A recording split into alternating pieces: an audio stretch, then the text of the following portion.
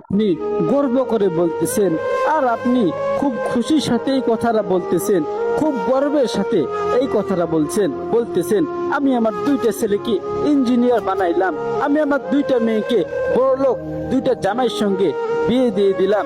আমার ঘরে যে আমার ছেলেটা নামাজ পড়লো না, আজকে ফজরের নামাজ পড়লো না, আমার মেয়েটা পর্দা করলো না, আমার মেয়েটা টাইট জামা পরে, টাইট ফিটিং জামা পরে বাইরে ঘুরলো, ছেলে ছেলে দেখলো, মজা নিল।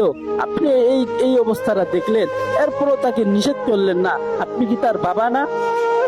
আপনি কি তার গার্জিয়ান না? এটা কি আপনার অধিকার আছে না আপনার মেয়েকে ঢিলঢাল জামা পরানোর জন্য?